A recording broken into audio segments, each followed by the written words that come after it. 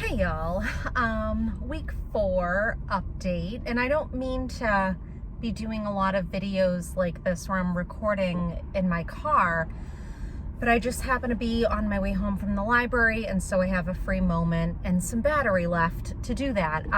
So if you clicked on this video, you're obviously interested in the tags, but this is my channel, Pretty Little Investor, where I share information about my journey as a married mom of 2 that works full-time and is on her journey towards earning her doctorate degree. So this is week 4 of my 7-week class in my doctorate program at New England College in Educational Leadership. And so this week was kind of a light week by way of the workload. When I shared with you all the week 3 update, I had just submitted a 12-page paper, which I got my grade back for that, and I am actually not happy with that grade. I got an 89, and I had really hoped for something in the 90s, and maybe that's like a scarcity mindset that I wasn't hoping for a 100, but I got an 89. So that's not great for me. But this week was really interesting. We are learning about critical race theory and how that plays a factor in education, whether it's K through 12 or higher education, specifically with regard to race and class, and the foundations of the United States in terms of our political orientation and in our education system being shrouded, birthed, and protected around issues of racism and white supremacy. And what kind of came out of that was that there are elites that run this country, and these elites are the wealthiest people in our country, or the most prominent people in our country, that fund everything, and they fund things that are in their best interest. And I looked up, like, who are the elites in the United States? Can I put a face to these people?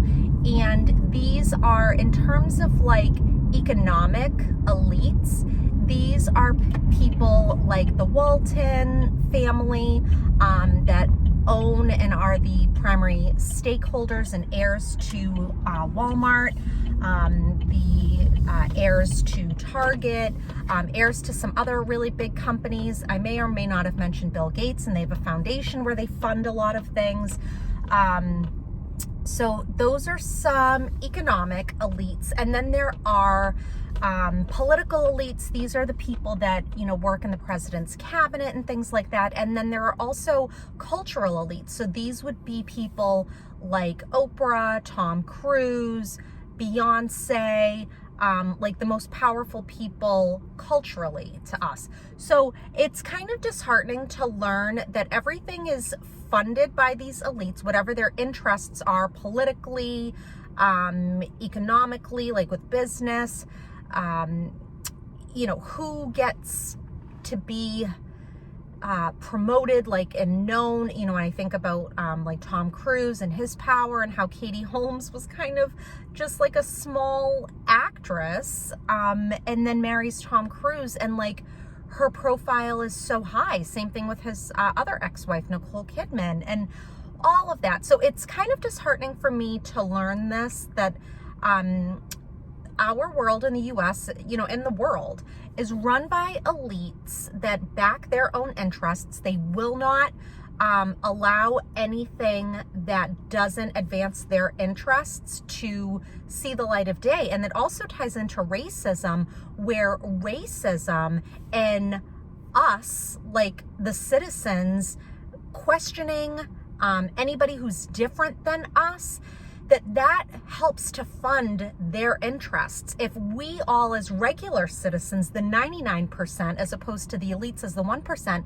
if the 99% got along with each other, that would, in effect, crush a lot of the elites' empires. And so it's to their advantage that there's a lot of unrest, like racial unrest. And that bothers me too, that what gets put on the news and sensationalized are things that polarize us as people.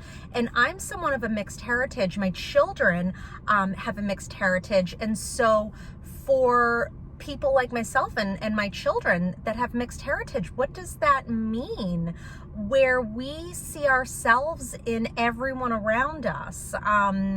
So, you know, it makes me feel like in order for me to make any substantial change to the world, I have to become an elite in some area. And so pursuing my doctorate degree puts me in the 2% of people in the United States that have a doctorate degree. And so that makes me an educational elite in the way that I can exert my influence and advance my interests, and things that are important to me would probably be to be a trustee of an institution.